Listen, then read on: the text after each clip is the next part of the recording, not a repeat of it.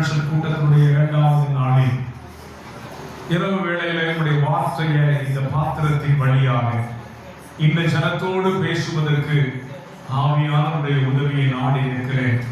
வார்த்தை உம்முடையது, வார்த்தையை சொல்லுகிறவர் நீர். ஆண்டவரை கேட்கிற நாங்கள் வாக்கியவான்களை மாற எங்களுக்கு உதவி செய்யுங்க. இயேசுவின் நாமத்தில் பிதாவே, ஆமென். அல்லேலூயா. கர்த்தர் நல்லவர். ஸ்தோத்திரம். உங்களோடு கூட இருக்கிறார். ஸ்தோத்திரம். பேசும்படியாக தேவ சமூகத்தை நோக்கி பார்த்த பொழுது நீங்க எப்படி எதிர்பார்த்து வந்தீங்கன்னு தெரியாது. ஆனால் தேவன் என்னோடு கூட பேசும்படியாக சொன்ன கடைசி காலத்தில் நாம் எப்படி இருக்க வேண்டும் என்பதை உங்களோடு கூட பேச சொன்னார். ஆகவே எல்லாரும் திருப்பிக் கொள்ளுங்கள். வேத புத்தகத்தில் மத்தேயு என்கிற சுவிசேஷம் 25ஆம் அதிகாரத்துக்கு நேராக எல்லாரும் திருப்பிக் கொள்ளுங்கள். உங்கள் ஆராதனை எனக்கு ரொம்ப பிடிச்சிருந்தது. நான் எல்லாரையும் பார்த்தேன். முழங்கால் நின்று ஆராதிக்கிறேன். பாக்கியசாமி. இன்னைக்கு முழங்கால் நிறைய சபைகளில் குறைஞ்சு போச்சு. தோற்றம் என்ன சேர்ல உட்காந்து பழகிட்டாங்க. சேர்ல உட்காந்து பழகினவங்களுக்கு என்ன வராது? முழங்காலே வராது. நீங்க பாக்கியசாலிகள் இப்படியே முழங்கால ஜெபம் பண்ணுங்க. அந்த பாப்பாவை பார்த்தேன், அழகா ஆராதிக்கிறார். முழங்கால் போட்டு நல்ல கை தட்டி ஆராதிக்கிறார். உண்மையிலேயே இதெல்லாம் ஸ்தோத்திரம் இன்னைக்கு மேலே உள்ள அல்லது பட்டணங்களில் உள்ள சபைகளில் இல்லை. ஸ்தோத்திரம். ஸ்டைலா கை தட்டுறது, கை வலிக்காம பார்த்துருக்கீங்களா? பார்த்து நிறைய பழகிறாங்க. நீங்க நல்லா கை தட்டுறீங்க. நல்ல சொல்லுங்க. நல்ல ஸ்தோத்திரம். மற்ற 25ஆம் அதிகாரத்துல என்ன இருக்கு அப்படிங்கறத நான் அவுட்லைனா சொல்லிட்டு இன்னைக்கு நமக்கு என்ன கர்த்தர் பேச போகிறார் அப்படிங்கறத உங்களோட பேச விரும்புகிறேன். மத்தேயு 25ஆம் அதிகாரம் அப்படின்னு சொன்னாலே 3 வேத பகுதிகள் அங்க இருக்கிறது. ஸ்தோத்திரம். 1 10 கன்னிகைகள் அப்படிங்கிற ஒரு சாப்டர் இருக்கு முதல் பகுதியில. 2வது பகுதி தேவன் பகிர்ந்து கொடுத்த தாளந்துகள் அப்படின்னு ஒரு 2வது பகுதி இருக்கும். சரிதானே? நீங்க வேதத்தை படிச்சாதான் உங்களுக்கு தெரியும். ஸ்தோத்திரம். 3வது பகுதி தேவன் பிரிக்கிற நியாய தீர்ப்பு அப்படின்னு ஒரு 3வது பகுதி இருக்கு. இந்த அதிகாரம் வேத புத்தகத்தில் மிக முக்கிய பங்கு வகிக்கிறது. இதே போல மார்க்கிலேயோ லூக்காவிலேயோ யோவானில் எழுதப்படவில்லை. அதுதான் ஆச்சரியம். மத்தேயு மாத்திரம் தான் இந்த வேத பகுதியை எழுதி வைத்திருக்கிறார். நான் வேதத்தை படித்த பொழுது ஏன் மற்றவர்கள் எழுதவில்லை என்பது ஒரு கேள்விக்குறி. அந்த கேள்வியை பரலோகத்தில் போன பிறகு லூக்காவை பார்த்து, மார்க்கோவை பார்த்து, யோவானை பார்த்து கேட்கணும். ஏன் மத்தேயு எழுதுனதை நீங்க எழுதல அப்படின்னு கேட்போம். சரிதானா?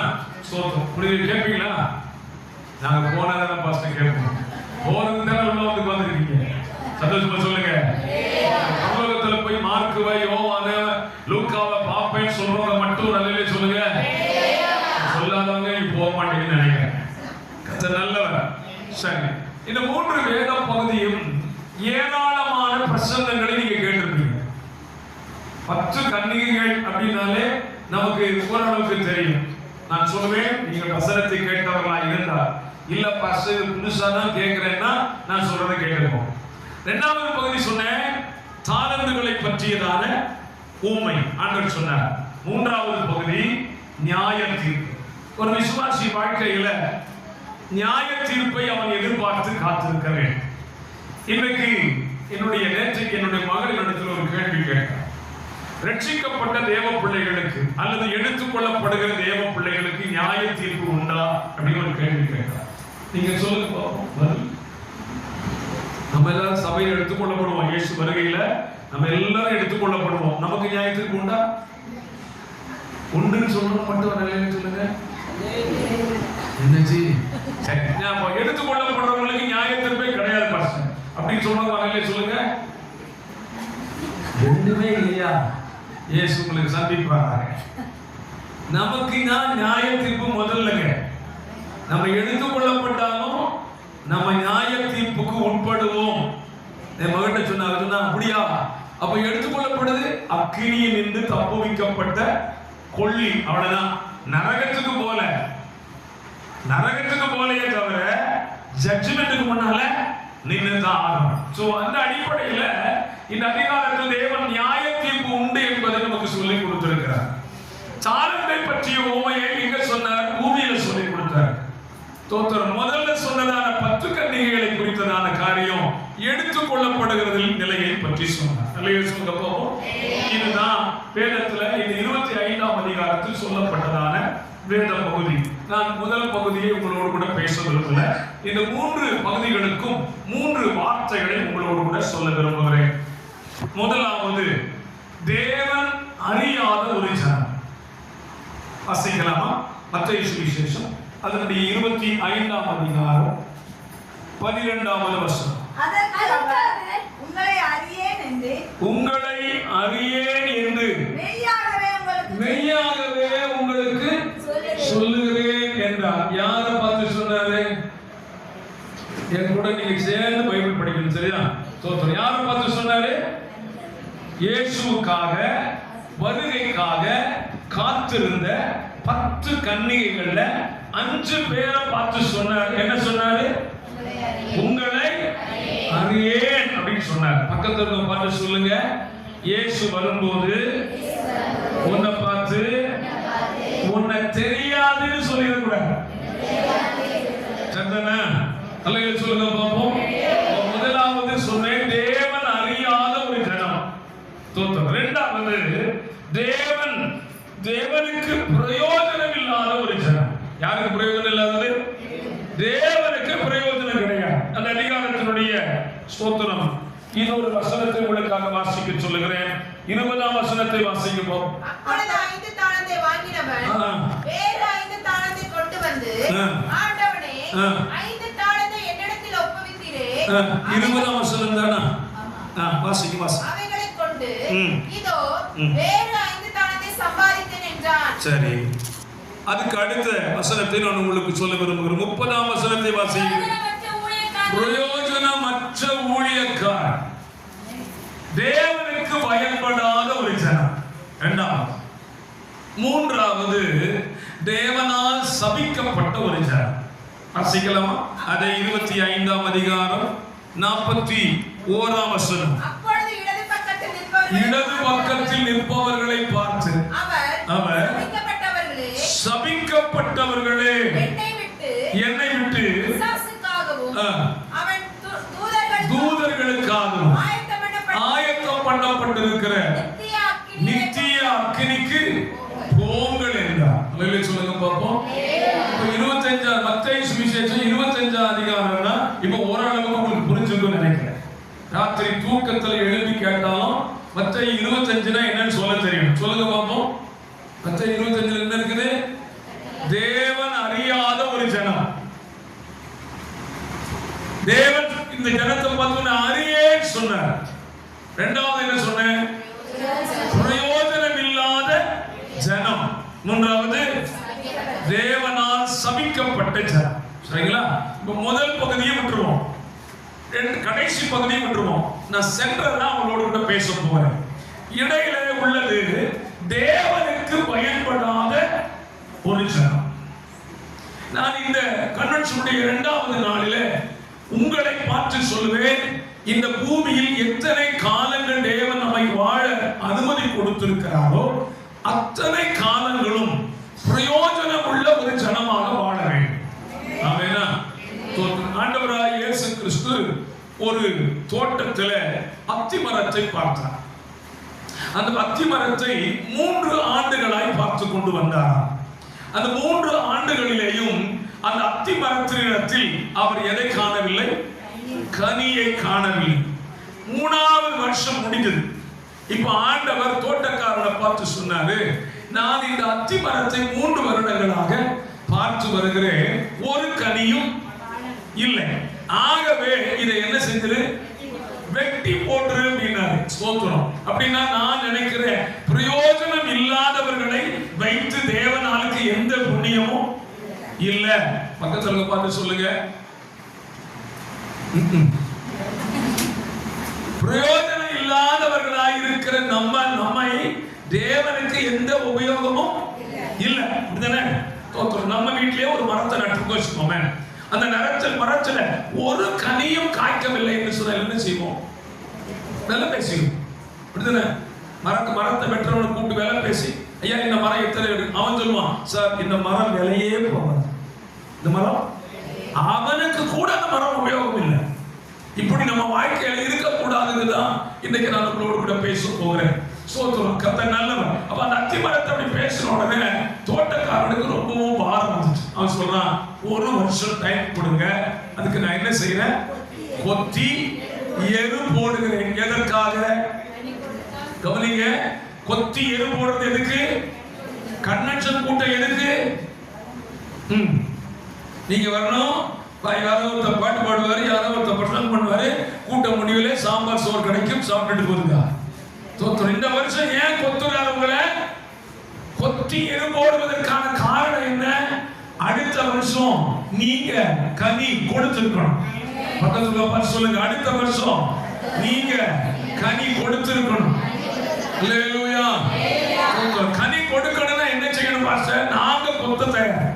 இப்ப நாங்க உங்களுக்கு கொத்த தான் போறேன். கொத்தி உங்களுக்கு எரு போடுற வேலையை பாஸ்டர் ராஜகுமார் செஞ்சுக்கிட்டு இருக்கிறாரு, நான் இன்னும் செஞ்சுட்டு போயிருவேன். ஆனா கனி கொடுக்கலன்னா வெட்டுகிறவர் ஒருவர் வருவார். சொல்லுங்க பாப்போம். வெட்டுறது எங்க வருவார் கேட்டாதீங்க. மத்தேயு சுவிசேஷம் 3ஆம் அதிகாரத்துல 11ஆம் வசனத்தை வாசிக்கிறேன். வெட்டுகிறவர் எங்க இருக்கிறார்? மனம் திரும்புதற்கென்று நான் ஜலத்தினால் உங்களுக்கு ஞானஸ்நானம் கொடுக்கிறேன்.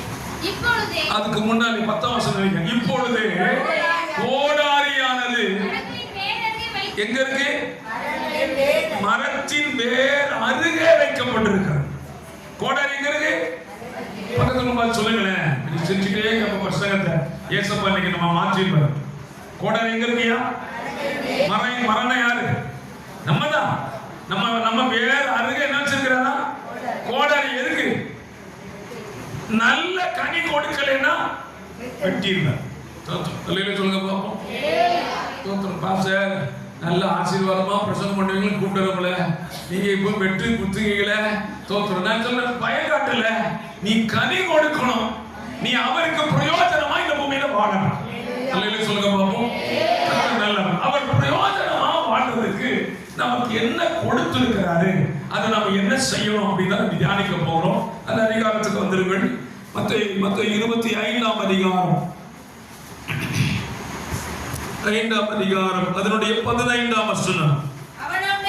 அவன் அவனுடைய திறமைக்கு தக்க ஒருவனிடத்தில் 5 தாலந்தும், ஒருவனிடத்தில் 2 தாலந்தும், ஒருவனிடத்தில் 1 தாலந்தும் கொடுத்து உடனே பிரயாணப்பட்டு போனான். சரியா?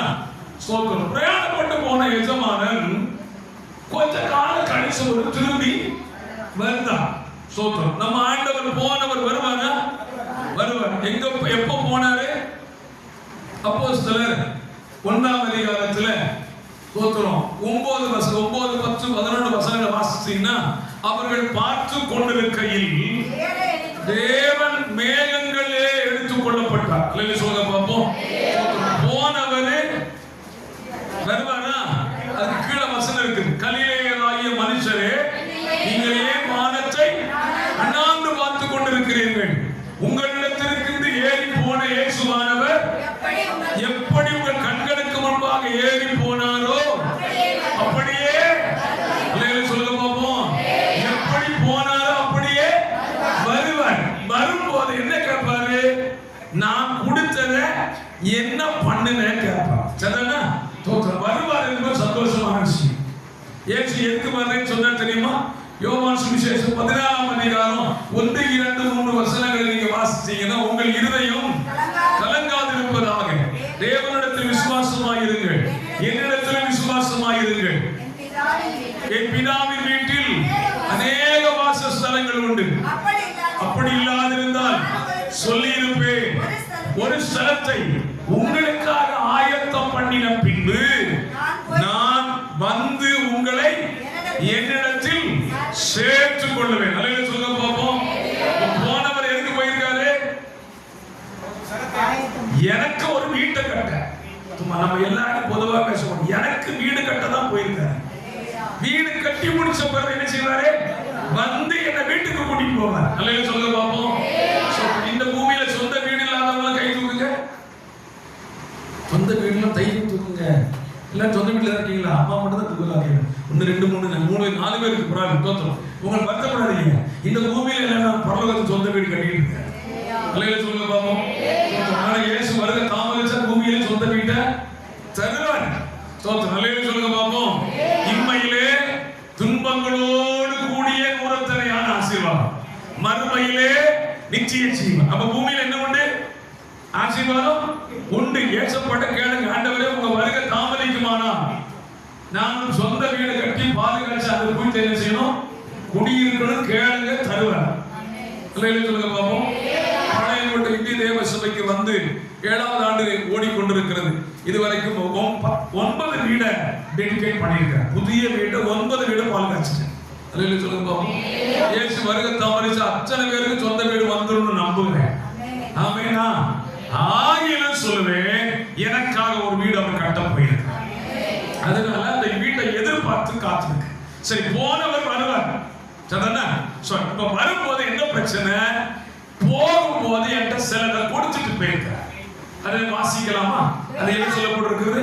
5 தாலந்தை ஒருத்தண்ட கொடுத்தாரு, 2 தாலந்தை கொடுத்தாரு, 1 தாலந்தை கொடுத்தாரு. சரியானா? இப்ப நான் இந்த செய்தியை நமக்கு ஸ்தோத்திரம் புரியும்படியாக மாற்றிக்கொள்ள விரும்புகிறேன்.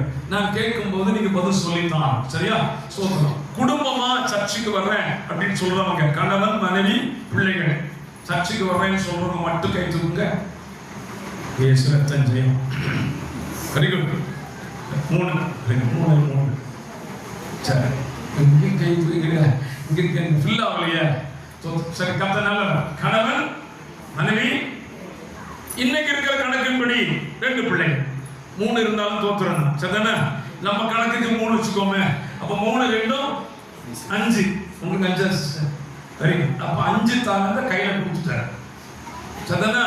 சரி, கணவன் மனைவியாக இருக்கிறேன் அப்படின்னு சொல்றவங்க மட்டும் சொல்லுங்க. ஐயாவும் அம்மாவும் சர்ச்சுக்கு வராங்க. Good, very good sister. உங்களுக்கு 2 தாலந்தை தந்திருக்கேன். சரிதானே? நான் மட்டும்தான் சபைக்கு வரணும் மாஸ்டர். என் ஐயாவும் வரல, என் பிள்ளையும் வரல, நான் மட்டும்தான் பல வருஷமா கோயிலுக்கு வரேன். 1 தாலந்து. இப்போ 2 தான் நிறைய இருக்கு. 1 தாலந்து. Very good. நான் பிரசங்க கரெக்டா சொல்லிட்டேன்.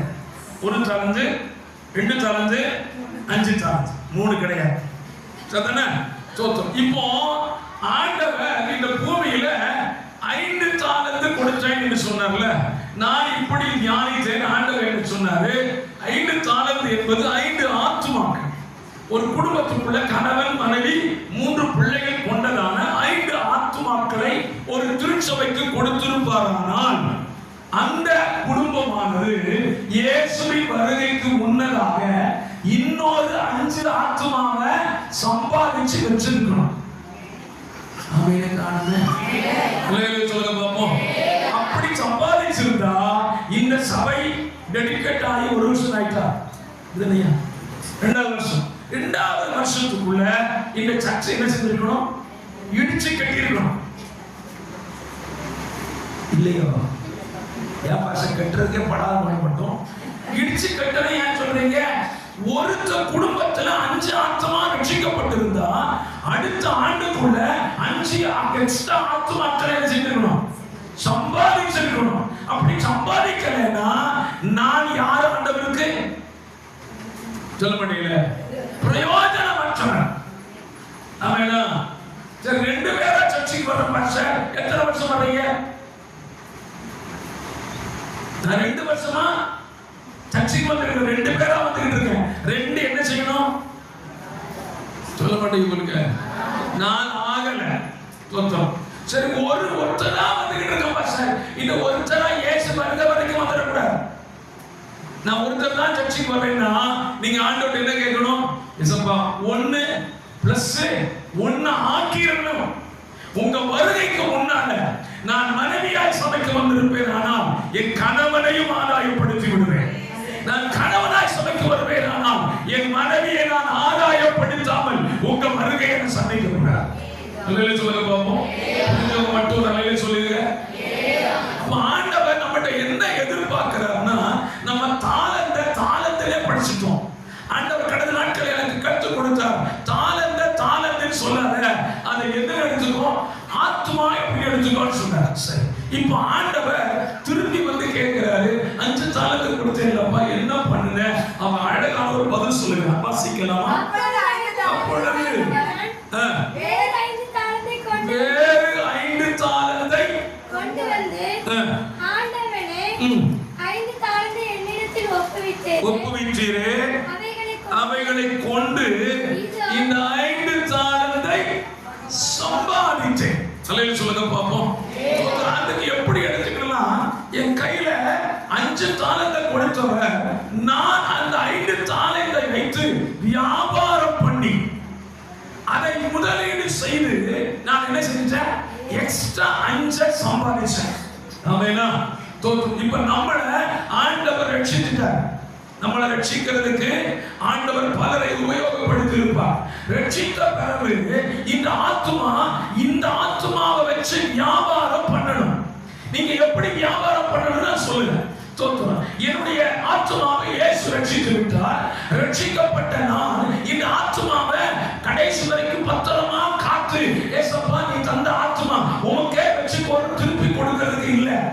அவன் சொன்னான், 1 தாளந்தை வாங்கினவன், நீ 1 கொடுத்தீரே, உம்முடையதை பத்திரமாய் வைத்திருக்கிறேன், உம்முடையதை நீரே வாங்கிக்கொள்ளும். ஆண்டவர் சொல்வாரு, என்னுடையதை என்னிடத்து திரும்ப கொடுப்பதற்கு நான் உன்னை கொடுக்கணும் அவசியமே இல்லையே. நமக்கே ஒரு ஆசை இருக்கு. தோத்துற நீங்க யாரும் தப்பு பண்ண மாட்டீங்கன்னு நினைக்கிறேன். தோத்துற என்ன ஆசை? 10 ரூபாய் கொடுத்தா 10 ரூபாய் எக்ஸ்ட்ரா கிடைக்குமா வட்டி? நம்ம யாரும் வட்டி வாங்க மாட்டோம்ல. அல்லேலூயா சொல்லுங்க. உண்மையிலேயே நம்ம போய் சொல்லணும். யார் சொன்னா நீ வட்டி வாங்க மாட்டீங்கன்னு? உன் சகோதரன் கையிலே வட்டி வாங்காயா? ஆனா பேங்க்ல கொண்டு 1000 ரூபாய் போட்டுட்டு 1 வருஷம் கழிச்சு வட்டி வருதா இல்லையா? அப்ப நீ வட்டி வாங்காம இருக்கிய? நம்ம எல்லாரும் வட்டி வாங்கணும். நமக்கே ஒரு ஆசை இருக்குது, நான் போட்ட முதலீடில் எனக்கு ஏதாவது பிரதிபலன் கிடைக்கணும்னு ஆசை இருக்குது. அவர் கொடுத்த முதலீடு சாதாரணமானதாவே. என் ஆத்மாவை ரட்சித்தவர் சாதாரணமா முதலீடு பண்ணலையே. அப்ப என் ஆத்மாவை ரட்சித்துட்டு அவர் எத்தனை ஆண்டு காத்திருந்து திரும்ப வரும்போது நான் எனக்குள்ளதை மட்டும் அவருக்கு கொடுத்தார். அவர் என்ன பார்த்தீங்கன்னா சொல்றாரு? பிரயோஜனமற்ற ஊழியக்காரர். அப்படியானால் இந்த வருஷத்துல கர்த்தர் உங்களோட என்ன சொல்ல விரும்புகிறார் என்றால், இந்த வருஷம் இந்த நாள் தொடங்கி நீங்கள் செய்ய வேண்டிய ஒரு வியாபாரம் இருக்கிறது. பக்கத்துல பார்த்து சொல்லுங்க, நீங்க செய்ய வேண்டிய ஒரு வியாபாரம் இருக்கிறது. இந்த வியாபாரத்துக்கு முதலீடு என்ன கேட்டீங்கன்னா உங்க ஆத்துமாதான். வேதத்தில் இருந்து ஒரு வசனத்தை வாசிக்க விரும்புகிறேன். ஏசாயா தீர்க்கதரிசன புஸ்தகம் 53ஆம் அதிகாரம் 11வது வசனம். அவர் தனது ஆத்தும வருத்தத்தின் பலனை கண்டு அவர் என்ன செய்வாரா? ஆத்தும வருத்தத்தின் பலனை கண்டு திருப்தியாவார். அவருக்கு என்ன ஆத்தும வருத்தம் வந்துச்சு? சிலுவையில இயேசுவை அடித்து அவர் தொங்க விடும் பொழுது அதற்கு முன்பதாக கெத்செமனே தோட்டத்திலே கதறுகிறார். ஆண்டவரே, இந்த பாத்திரம் என்னை விட்டு நீங்க கூடுமானால் நீங்கும்படி செய்யும் அப்படின்னு சொல்றாரு. ஆயினும் என் சித்தத்தின்படி அல்ல, உம்முடைய சித்தத்தின்படியே ஆக கடவுள்னு சொன்னார். இந்த ஜெபம் முடிச்சு சிலுவைக்கு போகிறார். இயேசு கிறிஸ்து சிலுவையில 6ஆம் மணி நேரம் முதல் 9ஆம் மணி நேரம் வரைக்கும் பிதாவினால் கைவிடப்பட்டார். அந்த நேரத்தில் என்ன நடந்துச்சு தெரியுமா? நம்ம பாவம் எல்லாம் யார் மேல சுமத்தப்பட்டுச்சு? அவர் மேல சுமத்தப்பட்டுச்சு. தமது ஆத்தும வருத்தம், தன்னுடைய ஆத்துமாவை சர்வலோகத்தின் ஜனங்களுக்காக அவர் அப்படியே விட்டு கொடுக்கிறார். விட்டு கொடுத்து சொல்றாரு, இயேசுப்பா பிதாவே, என் ஆத்துமாவை இந்த ஜனத்துக்காக நான் கொடுக்கிறேன் அப்படின்னு சொல்லிட்டு அந்த வசனம் சொல்லுது, ஆத்தும வருத்தத்தின் பலனை காண விரும்புகிறார். ஒரு அல்லேலூயா சொல்லுங்க பாப்போம். எனக்கு என்னை உங்களை ரட்சித்து இருக்கிறார் என்றால் அவர் பட்ட ஆத்தும வருத்தத்தின் பலன் தான் இங்க நம்ம உட்கார்ந்து இருக்கிறோம். ஆமெனா? தோத்துற நம்ம யாரும் பரிசுத்தமானா இருக்கல. நம்மை பாவியாய் இருக்கையில் நம்மை தேடி வந்து ரட்சித்தார். ஒவ்வொரு விசுவாசி மனிதனும் ரட்சிக்கப்படும் போது அவர் என்ன சொல்லுவார்? ஏசாயா 53:11 சொல்லுகிறது போல, ஆத்தும வருத்தத்தின் பலன். ஒரு பாவி மனம் திரும்பும் போது பரலோகமே என்ன செய்யுமா? சந்தோஷப்படும். ஏன் அப்படின்னா இயேசுப்பா சொல்வாரு, நான் இன்னைக்கு சிலுவையில் பாடுபட்ட பத்தியா, என் ரத்தத்தை ஊத்துன பத்தியா, அந்த ஒரு ஆத்மா ரட்சிக்கப்பட்டு என் ஆத்மா வருத்தத்தின் பலன். அல்லேலூயா சொல்லுங்க பாப்போம். சந்தோஷமா சொல்லுங்க.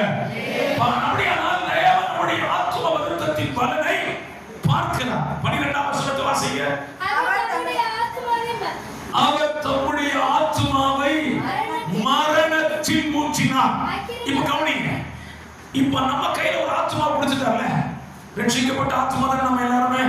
கரம் கட்டி சொல்லிருங்க அல்லேலூயா. நம்ம எல்லாம் ரட்சிக்கப்பட்டிருக்கோம், அப்படிதானே? இந்த ரட்சிக்கப்பட்ட ஆத்மா வியாபாரம் பண்ணணும் அப்படின்னா இந்த ஆத்மா என்ன செய்யப்படணும்? மரணத்தில் ஊற்றப்பட வேண்டும். இயேசு கிறிஸ்து சிலுவையில தொங்கும் போது இயேசு கூட எத்தனை பேர் இருந்தாங்க? 2 பேரா? இயேசுதான் தந்தையும் எத்தனை சொல்லுங்க? 2 பேர் யாரெல்லாம்? கண்டிப்பா நான் இல்லை. நீ 2 பேர் சொன்னீங்கன்னா பதில் சொல்லணும். யாரு? இயேசு கூட யார் இருந்தா? வலது பக்கத்து கல்லனும் இடது பக்கத்து கல்லங்கியிலும் இயேசுவே இவங்களை சந்திங்கப்பா. இயேசு மரணத்துல அவர் தனித்திருந்தார். பிதா கூட அவருக்கு இல்லை. ஏசாயா 54:7 சொல்ல, இவை பொழுது உன்னை கைவிட்டு பிதா கூட இல்லைங்க. அவர் 3.5 ஆண்டுகள் ஊழியத்தில் கொண்டு நடந்த 12 சீசர்கள். யோவான் மட்டும் எப்படியா தப்பி தள்ளி பின்னாலே வந்தான். ஆனால் அவர் சிலுவையில் மரிக்கும் போது பிதாவும் அவரை கைவிடுகிறார். அதனால சொல்கிறார், என் தேவனே, என் தேவனே, ஏன் என்னை கைவிட்டி? ஒருவரும் இல்லாமல் தனித்து தொங்கும் போது யாருக்காக தொங்கினார்? என்னை மீட்க. சொல்லுங்க பாப்போம். அவர் தன்னுடைய ஆத்மா எதில் ஊற்றினாரா? மரணத்தில் ஊற்றினார். சொல்லுங்க பாப்போம். நான் சொல்வேன், இந்த வருடம் இந்த பச்சாந்தர திருச்சபைக்கு சார்ந்த விசுவாசிகளை பார்த்து சொல்வேன், உங்களிடத்தில் தேவன் எதிர்பார்ப்பது என்ன தெரியுமா? உன்னுடைய ஆத்மாவை மரணத்துக்கு நேராக ஊற்றி அந்த ஆத்மாவில் இருந்து ஒரு ஆத்மா ரட்சிக்கப்படுமானால் அதுவே அவருக்கு நீ கொடுக்கிற பிரதிபலன். அல்லேலூயா. கர்த்தர் நல்லவர். என்னை ரட்சித்து விட்டார். என்னுடைய ஆத்மாவை ரட்சித்தவர், என் கணவனின் ஆத்மாவை ரட்சித்தவர், பிள்ளையின் ஆத்மாவை ரட்சித்தவர், பிள்ளைகளின் ஆத்மாவை ரட்சித்தவர். என்ன மாத்திரம் சபைக்குள்ள வைக்கிறதுக்கு ரட்சிக்கிறேன். அப்படின்னா வேத புத்தகத்தில் இருந்து ஒரு உதாரணத்தை உங்களுக்கு சொன்னால் நீங்க புரிந்து கொள்வீர்கள். இன்னைக்கு நான் உங்களோடு கூட செய்தியை பேசுவதை கர்த்தரோடு கூட சொல்றேன். ஆபிரகாம் கூட அவன் சகோதரன் லோத்து புறப்பட்டான். ஆதியாகமம் 13ஆம் அதிகாரத்தில் இருக்கிறது. நீங்க வீட்டுல போய் படி. ஆபிரகாமை கர்த்தர் அழைத்த பொழுது லோத்துவும் அவனோடு கூட புறப்பட்டான். சோத்துறான். அழைப்பு வந்த பொழுது கூட புறப்பட்டவன். 13ஆம் அதிகாரத்தில் ஆபிரகாமை ஆசீர்வதித்த தேவன் லோத்துவும் ஆசீர்வதிக்கப்பட்டான். ஏன்னா 2 பேருடைய சம்பத்தை அந்த பூமி என்ன செய்யா தாங்கிக் கொள்ளவில்லை. இப்படி பைபிள் எழுதப்பட்டது.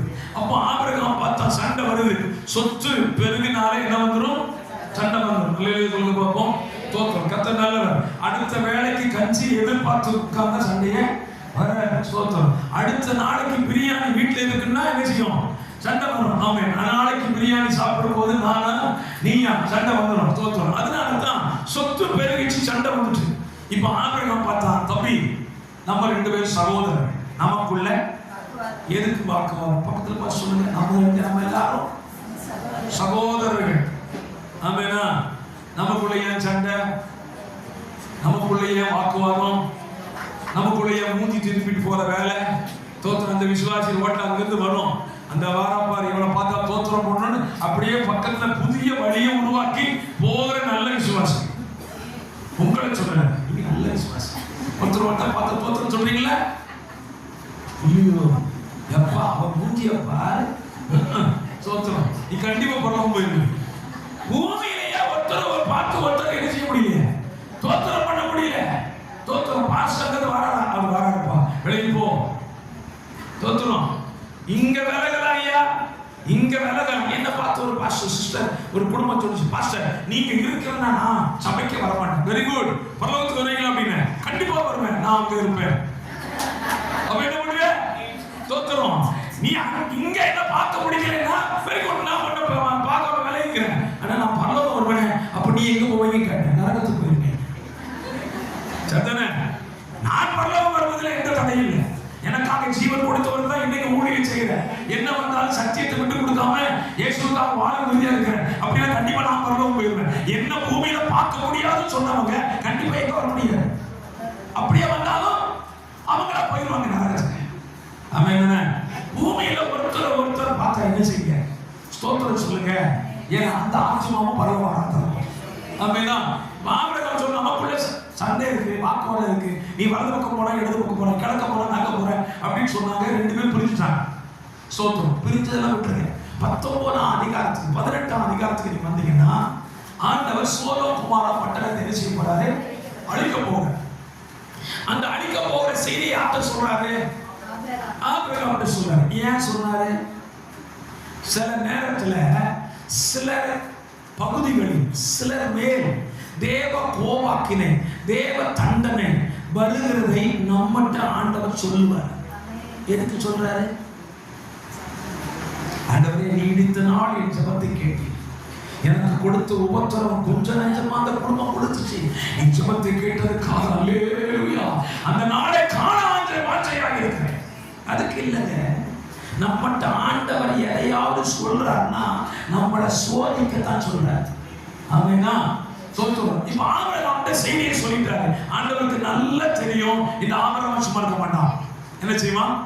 தன் சகோதரனுக்காக பரிந்து பேசுவான் அப்படின்னு சொல்லிட்டு எனக்கு வேத புத்தகத்துல இந்த பரிந்து பேசுகிற ஜெபத்துல பிடிச்ச ஒரு ஜெபத்தை சொல்லித்தரேன். சரிங்களா? பரிந்து பேசுகிற ஜெபம் நிறைய இருக்கு. பிடிச்ச ஒரு ஜெபம் ஐஸ்வர்யவான் லாசர். நமக்கு சம்பவம் தெரியல. ஐஸ்வர்யவான் லாசருடைய ஜெபம்.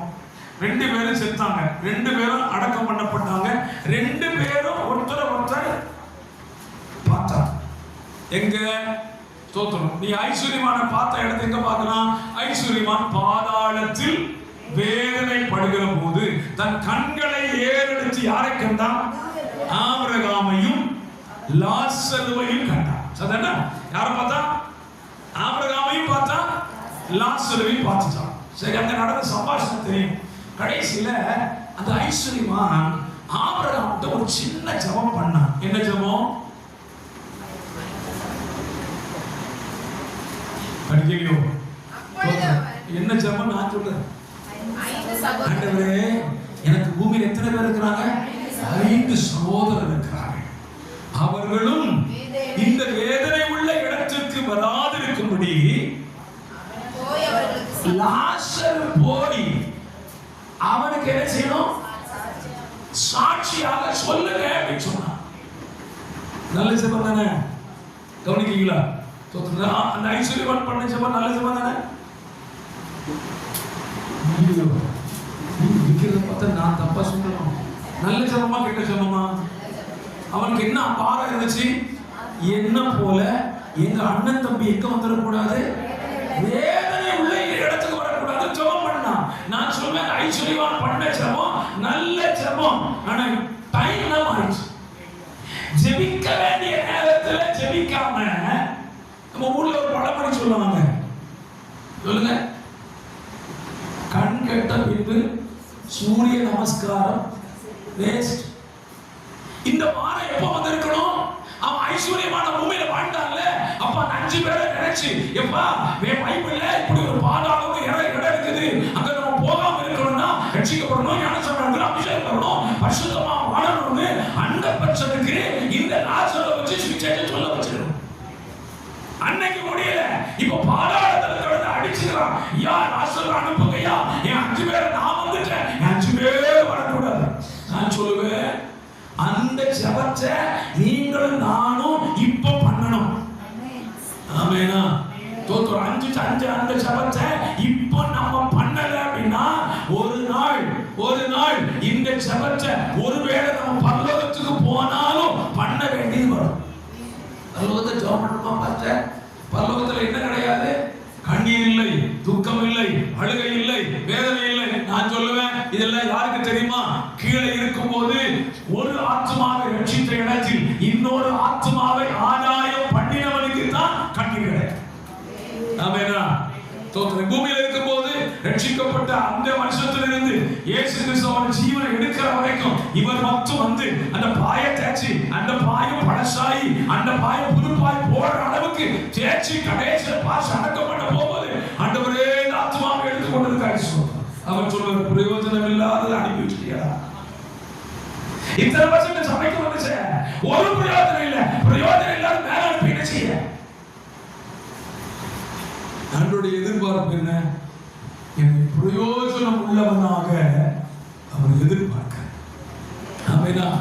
தோத்திரம். இப்போ ஆபிரகாம் அந்த லோத்துவுக்காக ஆண்டவர்கிட்ட ஜெபம் பண்றோம். ஆண்டவரே 50 நீதிமான்கள் 45 40 தோத்திரம் இயேசு ரத்தம் ஜெயம். ஹல்லேலூயா சொல்லுங்க பாப்போம்.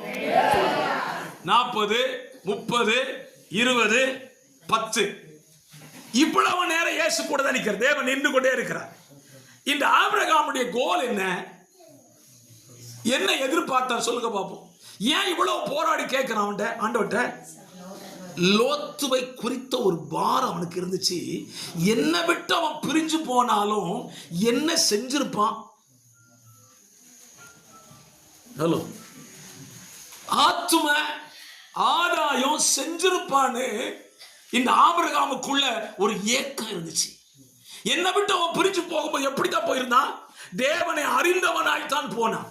நானும் சொல்றேன், நம்ம கூட ஆராதிச்சவங்க நம்மளை விட்டு பிரிஞ்சு போனாங்களா, வருத்தப்படாதீங்க, ஜெபிங்க. ஆண்டவரே, பிரிந்து போனவன் ஆத்தும ஆதாயம் செய்கிறவனாய் அவன் பிரிந்து போன இடத்துல மாறிவிடும். அல்லேலூயா, ஸ்தோத்திரம். அந்த ஏக்கத்துல கேட்கிறான், ஆண்டவரே 10 நீதிமான்கள். என்ன எதிர்பார்ப்பு பாருங்க, ஒரு ஆபிரகாமுடைய எதிர்பார்ப்பு. லோத்து என்ன விட்டு பிரிச்சு போயிட்டானே, 10 பேரையாவது அந்த பட்டணத்துல ஆதாயப்படுத்தி இருக்க மாட்டானா? இந்த இரவு சொல்லுகிறேன், என்னையும் உங்களையும் ரட்சித்த ஆண்டவர் இன்றைக்கு பிதாவின் வலது பார்சத்திலே அவர் உட்கார்ந்து கொண்டு என்னதான் கேட்கிறார் பிதாட்ட? ஐயா, இந்த மனுஷனை, இந்த மரத்தை இன்னும் பூமியில வச்சிருக்கப்பா. அவன் வச்சிருக்கிறதான அந்த பச்சாந்தர பகுதியில, அந்த கிராமத்துல, அந்த தெருவில் ஒரு 10 பேரை, ஒரு 5 பேரை ஆதாயம் பண்ணிருக்க மாட்டானான்னு சொல்லிதான் அவர் ஏங்கி கொண்டிருக்கிறாரே தவிர, இருக்கிறவன் இருக்கிறதுக்காக ஆண்டவர் விரும்பல. அவனுடைய ஏங்குதல், ஆபிரகாமுடைய ஏங்குதலை தேவன் புரிந்து கொண்டார். ஏன் ஆண்டவர் அதுக்கு அது வரைக்கும் பொறுமையா இருந்தார்? நான் நினைக்கிறேன்னா, ஆண்டவருக்கு ஏற்கனவே தெரிஞ்சிட்டு போனவனா தான் இருக்கான். ஆபிரகாமை விட்டு பிரிந்து போன லோத்து தன் சொந்த குடும்பத்தை கூட என்ன செய்யணுங்க, ஆதாயப்படுத்தல. இன்னைக்கு சபைக்கு எத்தனையோ குடும்பங்கள் வருகிறார்கள். சொந்த குடும்பத்தை ஆதாயப்படுத்தாத ஏராளம் விசுவாசிகள் நம்முடைய சபைகளிலும் ஆராதிக்கிறார்கள். அவங்க ஆவியில் நிரம்பி ஜெபிக்கிறத பார்த்தா உண்மையிலே நாம பயப்பட வேண்டியிருக்கும். நம்மகிட்ட ஆவியானவர் இருக்கிறாரா இல்லையா? என்ன ஆவி நிறைவு, என்ன கரந்தட்டு. ஒரு நிமிஷம் கேள்வி கேளுங்க, நீ ரட்சிக்கப்பட்டு சொந்த குடும்பத்தை ஆதாயப்படுத்தி இருக்கிறையா? லோத்து சோதோம் குமாரா பட்டணத்தை விட்டு வெளியே வரும்போது தனி நீதிமானதான் வந்தான். பேதுரு தன்னுடைய நிருபத்தில் 2ஆம் அதிகாரத்தில் எழுதுகிறார். 9-10 வசனங்களை வாசிக்கப்போம். 2 பேதுரு 2ஆம் அதிகாரம் 9-10 வசனங்களை வாசி.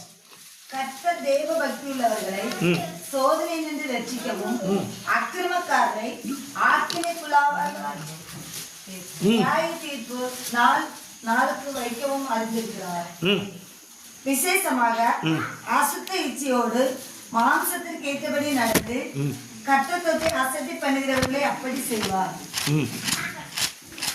நீங்களோ உங்களை அந்தகாரத்தில் என்று தம்முடைய ஆட்சி. 8ஆம் வசனத்துக்கு பாருங்க, 7-8 வசனத்தை வாசிங்க.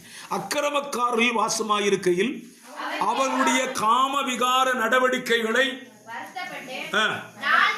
நாள்தோறும் அவர்களுடைய அக்கிரம கிரியைகளை கண்டு கேட்டு நீதியுள்ள தன்னுடைய இருதயத்தில் வாதிக்கப்பட்ட நீதிமானாகிய லோத்தை அவர் ரட்சித்திருக்க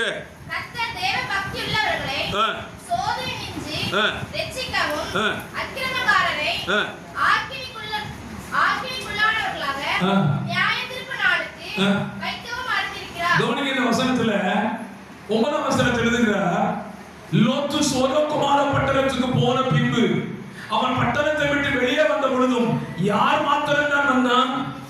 லோத்து நீதிமானான். ஒரு சிங்கிள் மேனரா வெளியே வந்தாங்க. லோத்து கூட யார் போயிருந்தா? அவன் மனைவி போனான். அவனுக்கு 2 பெண் பிள்ளைகள் இருந்தது. 4 பேராய் பட்டணத்துக்குள் போனவன் வெளியே வரும்போது ஒரு நீதிமானாய் வந்து இருக்கிறான். அந்த நீதிமானுடைய நிலைமையும் பரிதாபமே. நான் சொல்வேன், ஆபிரகாமுடைய ஏக்கல் என்ன? என்னை விட்டு பிரிந்து போனானே என்னுடைய சகோதரன், பிரிந்து போன அந்த பட்டணத்தில் ஒரு 10 பேரையாவது ஆதாயம் பண்ணியிருக்க மாட்டானா? அவனுடைய கணக்கு கூட்டல நான் சொல்வேன், மனைவி, 2 பிள்ளைகள். ஸ்தோத்திரம். அப்ப 4 பேர் ஆச்சா. 2 பொம்பளை பிள்ளைகளுக்கு கல்யாணம் பண்ணி கொடுத்தா 6. சரிதானே? நம்ம ஊர் கணக்குப்படி போட்டா ஒரு பிள்ளைக்கு 2 பிள்ளைகள் பிறந்துச்சுன்னா 4, 6 நாளும் 10. அவன் நினைச்சான், என் தம்பி போன இடத்துல குடும்பத்தையாவது பெருக்கி ஒரு ரட்சிப்பை குடும்பத்துக்குள்ளையாவது கொண்டு வந்திருப்பான்னு எதிர்பார்த்தான். ஆபிரகாம் ஏமாந்து போனான். இந்த ராத்திரி சொல்லுவேன், இயேசு என்னையும் உங்களையும் ரட்சித்து விட்டு இத்தனை காலங்கள் காத்திருந்து என்னுடைய ஓட்டம் முடியும் போது அவர் ஏமாந்து போகக்கூடாது. என்னை ரட்சித்ததற்காக அவர் சந்தோஷப்படவே தவிர இவனை ரட்சித்து எனக்கு என்ன பிரயோஜனம்? அல்லேலூயா, அல்லேலூயா. இந்த ராத்திரி ஒரு தீர்மானம் எடுக்கலாம். நம்ம வாழ்க்கையில 5 தாலந்தை வாங்கினவன் வியாபாரம் பண்ணினான். எப்படி வியாபாரம் பண்றதுன்னு சொல்ல போறவங்களோட எப்படி பாஸ்டர் சேல் பண்றது? தோத்துரும். அப்போஸ்தலன் பவுல், உங்களுக்கு வேதம் தெரிந்திருக்கிறதுனால நான் வேகமாய் சொல்ல விரும்புகிறேன். பவுல் தன்னுடைய வாழ்க்கையில வியாபாரம் பண்ணும்படியாக அவன் எடுத்துக்கொண்ட ஒரு முயற்சி, ஒரு வசனத்தை உங்களுக்காக நான் வாசிக்க விரும்புகிறேன். கலாத்தியர் 4ஆம் அதிகாரம் அதனுடைய 19வது வசனம். கலாத்தியர் 4. சகலவித அசுத்தங்களையும் ஆவலோடு நடப்பிக்கும்படி தங்களை காமவிகாரத்துக்கு ஒப்பு கொடுத்திருக்கிறார்கள். 4:19. என் சிறு பிள்ளைகளே, கிறிஸ்து உங்களிடத்தில் உருவாகும் அளவும் உங்களுக்காக நான் மறுபடியும் என்ன பண்றானா? பவுலுடைய வேதனை புரிஞ்சதுங்களா? ஒரு மனுஷனுக்குள்ள கிறிஸ்து உருவாக வேண்டும். இன்னும் அந்த மனுஷன் கிறிஸ்துவுக்குள்ளே உருவாக்கப்பட்டு விடுவான். ஆனால் அவன் இன்னொருவனை உருவாக்கி விடுவான். இந்த வாரம் நிறைந்தவனாய் சொல்கிறான், கிறிஸ்து உங்களையே உருவாவதற்காக நான் என்ன படுகிறேன்? கர்ப்ப வேதனைப்படுறேங்க. பவுலுக்கு இந்த கர்ப்ப வேதனை எப்படி புரிஞ்சிட்டான்னு தெரியல. அவனுக்கு அந்த அனுபவம் கிடையாது, கர்ப்ப வேதனையின் அனுபவங்கள். ஆனால் அவன் கண்டிருக்க கூடும். கர்ப்ப வேதனையை குறித்து பவுல் தீமோத்தேயுக்கு எழுதும் சொல்கிறான், பிள்ளை பேற்றினாலே அவன் ரட்சிக்கப்படுவான். அப்படியானால் ஒரு பிள்ளை பேர் கர்ப்பத்தினுடைய வேதனை என்பது மரணத்துக்கு உள்ள போயிட்டு ரிட்டர்ன் ஆகிறது. ஆமெனா? அமைதியா இருக்கீங்க? தோத்துரும். டெலிவரி என்ன சாதாரண நினைக்கிறீங்களா? இல்ல, தோத்துரும்.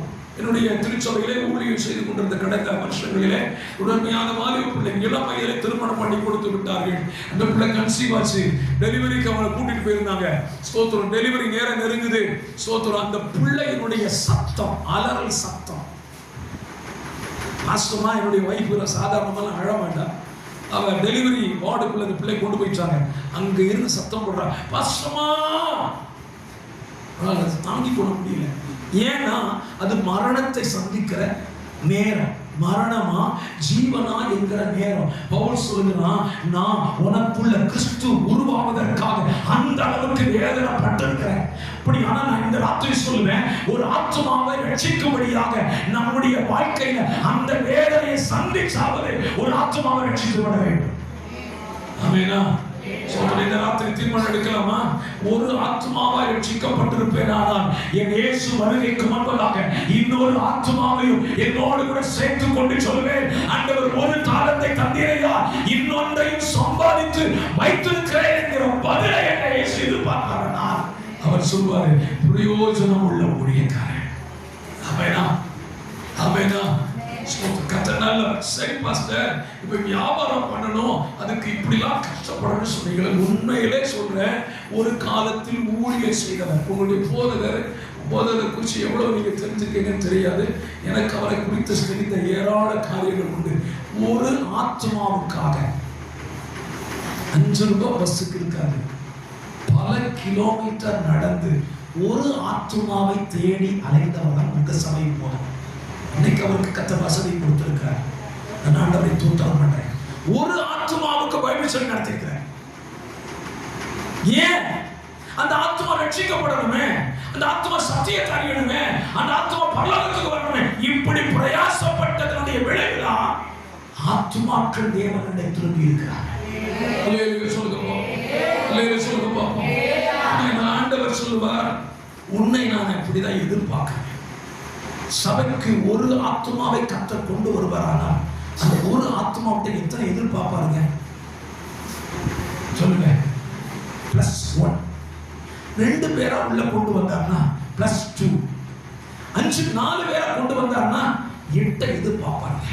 என் ஆண்டவர் இனி வருகிற நாட்களிலே, அவர் வருகையின் நாட்களிலே அவருடைய எதிர்பார்ப்பு என் மேல உங்க மேல எப்படி இருக்க போகுது?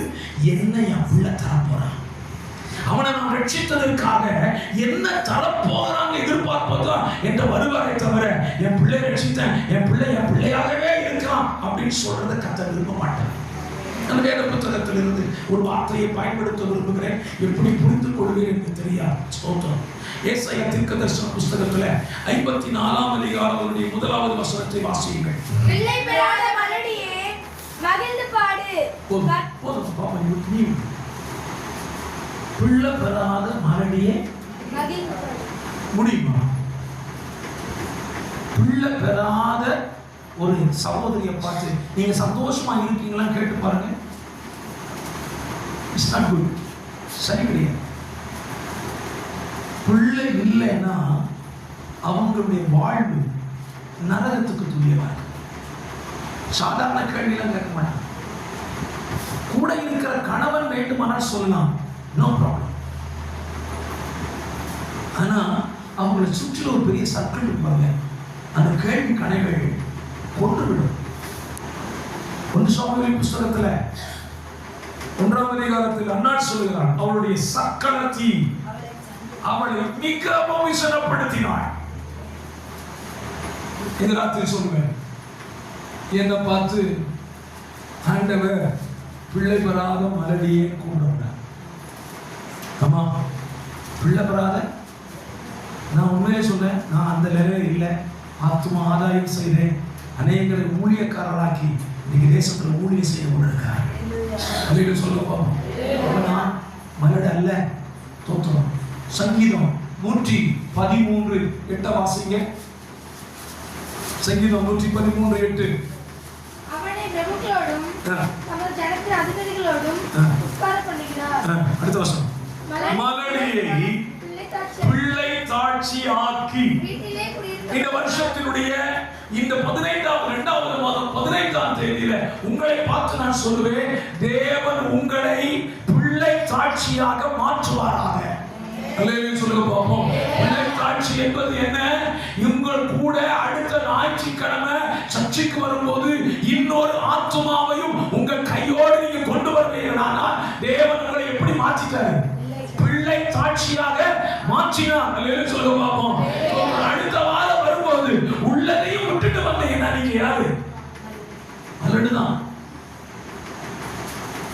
குடும்பமா ரட்சிக்கப்பட்டேன், சர்ச்சைக்கு வரும்போது தனியா வாங்க, வீட்டையா வாங்க. அவர் வரல, பிள்ளையாங்க கூப்பிட்ட வரமாட்டேன்டா, நான் மட்டும் வந்திருக்கிறேன். நான் யாரு சொல்ல மாட்டேங்க. நான் மலடு, பிரயோஜனமற்றவன். இயேசுவுக்கு எனக்கு என்ன கொண்டு என்ன பிரயோஜனம்? வரேன், உட்கார்றேன், ஆராதிக்கிறேன், ஃபேனுக்குள்ள உட்கார்றேன், ஆமென் கேட்கிறேன், பாட்டு பாடுறேன், செய்தி கேட்கிறேன், ஆமென் போட்டு போறேன். இந்த நாள் இயேசு வருவாரானா என் குடும்பம் இந்த நிற்கும்.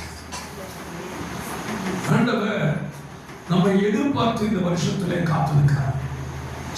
இன்னொரு வழியை சொல்லித்தரேன். நம்ம எப்படி வியாபாரம் பண்ணலாம்? ஒன்று, நம்முடைய வேதனை அப்படிங்கிறதுனா பவுல் சொல்லுகிறான், கிறிஸ்து உங்களை உருவாவதற்கு நான் கர்ப்ப வேதனைப்படுகிறேன். இதுக்கு இப்படி எடுத்துக்கணும் அப்படின்னா, ஒரு ஆத்துமா ரட்சிக்கப்படுறதுக்காக பல மாதங்கள் உங்கள் கண்ணீரின் ஜபத்தை கத்தர் எதிர்பார்ப்பார். கோயம்புத்தூர் பட்டணத்தில் நம்முடைய ஜெனரல் கன்வென்ஷன்ல ஒரு நாள் ஒரு கூட்டம் பகலில் நடந்தது. பல ஆண்டுகளுக்கு முன்பதாக நடந்தது சம்பவம். ஒரு அருமையான சகோதரி எழுப்பி நின்று சாட்சி சொல்கிறார்கள். என்ன சாட்சி அப்படின்னா, அவங்க கணவனுக்காக 12 ஆண்டுகள் ஜெபித்தார்கள். ஒரு கணவன் ரட்சிப்புக்காக எத்தனை வருஷம் ஜெபம் பண்ணாங்க? 12 வருஷம் ஜெபம் பண்ணினார்கள். பெரிய விஷயமே இல்லை அப்படின்னு நினைக்கலாம். ஆனால் 12 வருஷம் இந்த சகோதரி சந்தித்த உபத்திரம் என்ன தெரியுமா?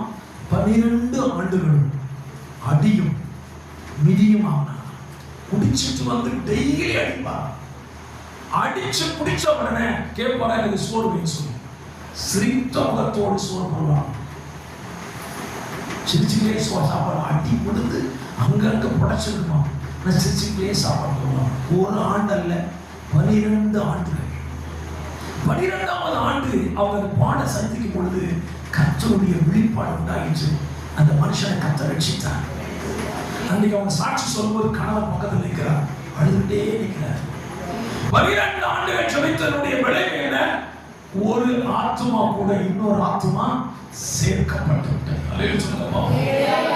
ஆத்தும ஆதாயம் என்பது முதல்ல எங்க சேல் ஆகணும் தெரியுமா? ஜெப அறையில. உங்க வீட்டுல யாரெல்லாம் ரட்சிக்கப்படலையோ அவங்களுக்காக உட்கார்ந்து பல மணிக்கணக்கா என்ன செய்ய, ஆண்டவரே என் குடும்பம் ரட்சிக்கப்படாமல் இந்த வாழ்க்கை நான் வாழ்ந்து கொண்டிருக்கிறேனே, நான் தேசத்துக்காக ஜெபிக்கிறேன். இன்னைக்கு எல்லாருடைய ஜெபம் எங்க திரும்பிட்டு தெரியுமா? தேசத்துக்காக. தேசத்துக்காக ஜெபிக்க வாருமான்னு சொன்ன உடனே பெருமாள் குளத்தை விட்டு எங்க போயிருந்தோம் சொல்லுங்க? தேசத்துக்காக ஜெபம் பண்ண போயிருந்தோம். நான் சொல்லி தேசத்துக்காக ஜெபம் பண்றதுக்கு நான் ஏற்கனவே ஆளை வச்சுட்டேன். உன் குடும்பம் ரட்சிக்கப்படலையே, உன் வீட்டுக்குள்ள ரட்சிப்பின் கம்பீர சத்தம் முழங்கலையே, இங்க குடும்பம் ரட்சிக்கப்படல, அங்க போய் ஆண்டவரே தேசத்தை ரட்சியும். அவர் சொல்வாரு, தேசம் ரட்சிக்கப்படுதே இல்லையா, உன் குடும்பம் ரட்சிப்புக்காக. சொல்லுங்க பாப்போம். இப்போ ஒரு கேள்வி கேட்டுட்டா தோத்துரும். குடும்பமா ரட்சிக்கப்பட்டு சபைக்குள்ள வந்துகிட்டு இருக்கிறேன் அப்படின்னு சொல்றது மட்டும் கையை உயர்த்தி அல்லேலே சொல்லிருங்க. கண்டிப்பா இந்த மலடு மாறும். தோத்துரும். நீங்க இன்னும் ஜெபிக்க ஆரம்பிங்க. நான் சொல்லுவேன், இயேசு கிறிஸ்து வரும்போது வேற எந்த கேள்வி கேட்க மாட்டேன். கொடுத்த தாளத்துக்கு பிரதிபலன் என்ன? ஒன்ன கொடுத்தனே என்ன பண்ண, 2 கொடுத்தனே என்ன பண்ண? சோத்திரம். இன்னையிலிருந்து ஜெபிக்க ஆரம்பிங்க. இன்னைக்கு கர்த்தர் கூட பேசுகிறார். நான் சொல்லுவேன், என்னை பார்த்து பிரயோஜனமற்ற ஊழியக்காரனேன்னு அவர் சொல்லக்கூடாது. அப்படின்னா என்ன செய்யணும்? என் குடும்பத்திற்காக நான் இன்னைக்கு என்ன செய்ய போறேன்? ஜெபிக்க போறேன். இன்றைக்கு ஜெபித்து இந்த வருஷம் முடிகிறதுக்குள்ள இந்த திருச்சபைக்குள்ள குடும்பமா வந்து கர்த்தரை ஆராதிச்சு என் குடும்பத்தை கர்த்தர் ரட்சித்தாரே அப்படின்னு சொல்ற அளவுக்கு நான் மாறுகிற வரைக்கும் ஜெபம் விடக்கூடாது. அல்லேலூயா சொல்லுங்க பாப்போம். அல்லேலூயா. கர்த்தர் நல்லவர். சரி, 2வது பாசம் ஜெபம் பண்ணா மட்டும் போதுமா? ஜெபம் பண்ணா ரட்சிக்கப்பட்டுவாங்களா? நானும் ஜெபித்து தான் பார்க்கிறேன், ரட்சிக்கப்படவே மாட்டேங்கிறாங்களே அப்படின்னு நீங்க சொல்லலாம். 2வது ஒரு வேத பகுதியை உங்களுக்கு ஞாபகத்துக்கு கொண்டு வர விரும்புகிறேன். மார்க்கு சுவிசேஷம் 5ஆம் அதிகாரத்தில் ஆண்டவராகிய இயேசு கதரனுடைய கடற்கரையில் இறங்கினார். அங்கே ஒரு லேகியோன் பிசாசு பிடித்த மனிதனை கண்டார். இயேசு அந்த மனிதனை அகற்றினார். அவனுக்குள் இருந்த லேகியோன் பிசாசு 6000 பிசாசு வெளியே போயிடுச்சு. வெளியே போன பிறகு அவன் என்ன செய்தான்? வஸ்திரம் தரித்து, குத்தி தெளிந்து வஸ்திரம் தரித்து இயேசுவின் பாதத்தருகே உட்கார்ந்தார். ரொம்ப சந்தோஷம். 6000 பேர் இருந்தாரு. இயேசு முடி பொழுது என்ன செஞ்சாரு? சுகமாக்கிட்டார். ஸ்தோத்திரம். இப்போ ஆண்டவர் சொல்ற, ஆண்டவரே 6000 பேரை துரத்துக்கிறப்பா, இந்த ஊருக்கெல்லாம் நான் ஆகாதவனா இருந்தேன், என்னை சுகமாக்கிட்டேன். ஒரே ஒரு ரெக்வஸ்ட், என்ன செய்வேன்? உங்க பின்னாலேயே வந்தது அப்படின்னா. இயேசு ஓகே சொன்னாரா? சொல்லல. இவ்வளவு பெரிய அற்புதம் நடந்திருக்கு. ஆண்டவரே உங்க பின்னாலே வந்தது அப்படின்னா ஆண்டவர் என்ன சொன்னார்? இயேசு அவனுக்கு உத்தரவாக, நீ உன் இனத்தாரிடத்திற்கு உன் வீட்டிற்கு போய் கர்த்தர் உனக்கு இறங்கி உனக்கு செய்தவைகளை எல்லாம் அவர்களுக்கு சொல்லுன்னு சொன்னார். அல்லேலூயா சொல்லுங்க பாப்போம்.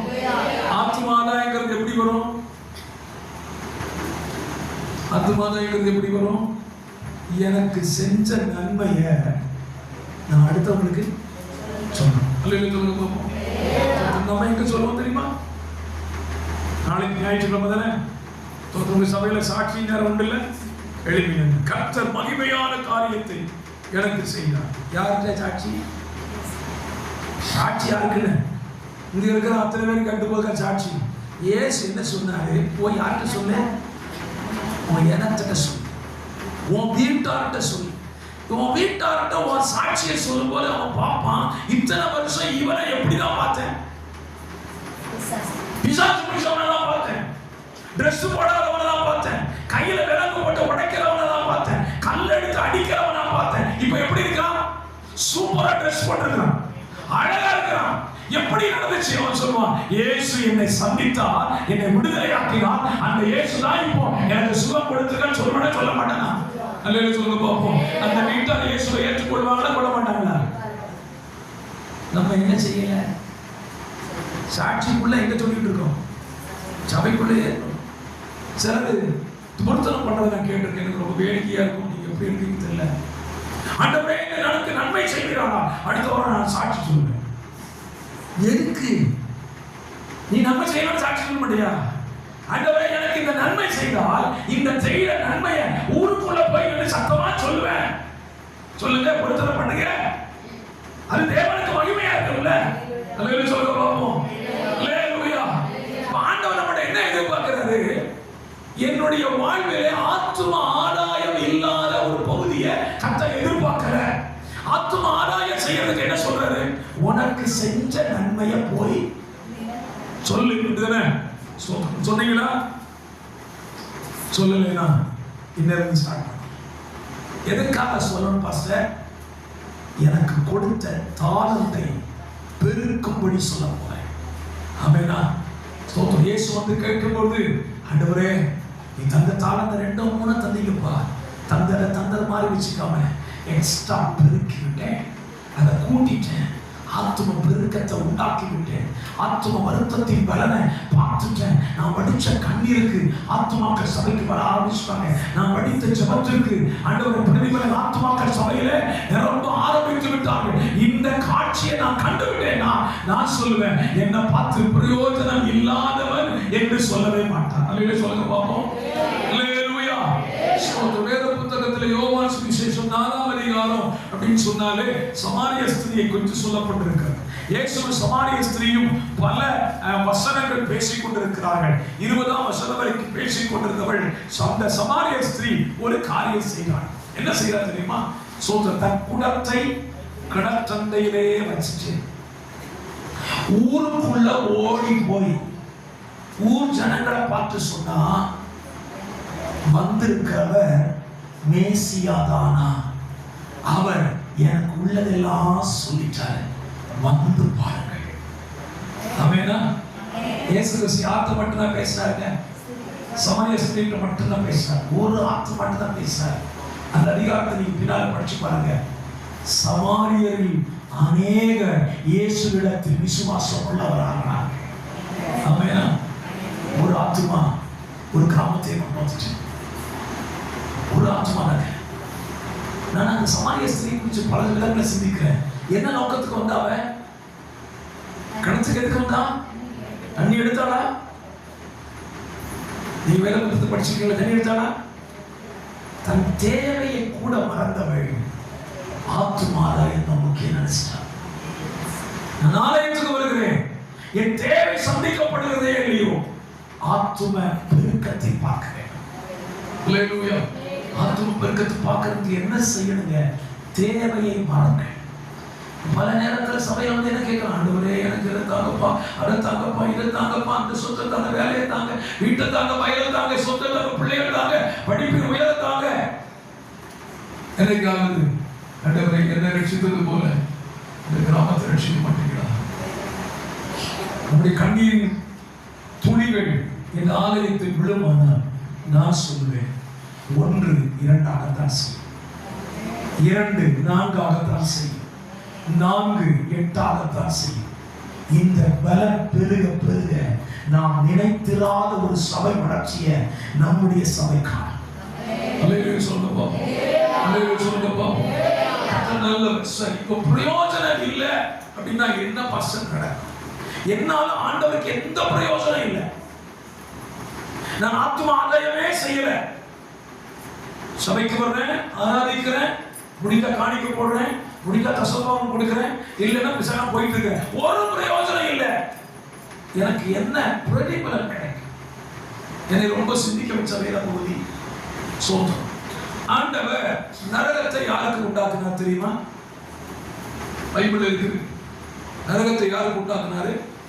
துன்மார்க்கனுக்காக, பிசாசுக்காகவும் அவன் கூட்டத்திற்காக தான் நரகத்தை உண்டாக்குனார். சரிதானா? அங்க என்ன இருக்கும்? அழுகையும் பற்கடிப்பும் இருக்கும். சரி, நரகத்துக்கு யார் தான் போவா? சொல்லுங்க.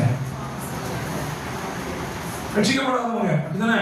ரட்சிக்கப்படாதவங்க, துன்மார்க்கனா வாழ்றவங்க, அல்லது பிசாசு சார்ந்த கூட்டம் தான் போகும். ஆனா இந்த வசனத்தை வாசிங்க. மத்தேயு சுவிசேஷம் 28ஆம் அதிகாரம். ஊழியக்காரனாகிய இவனை புறம்பான இருளிலே தள்ளி போடுங்கள். இருக்கிறார்கள். யார் இவன்? பிரயோஜனமற்ற ஊழியக்காரன் எங்க போனா? புறம்பான இருள். அங்கே அழுகையும் பற்கடிப்பும் உண்டாயிருக்கும் என்றார். எனவே இந்த வசனம் தான் நமக்கு மகிமா இருந்துச்சு. தோற்றம். ஐஸ்வர்யமா நரகத்துக்கு போனான். அவன் நரகத்துக்கு போன ரீசன் என்ன தெரியுமா?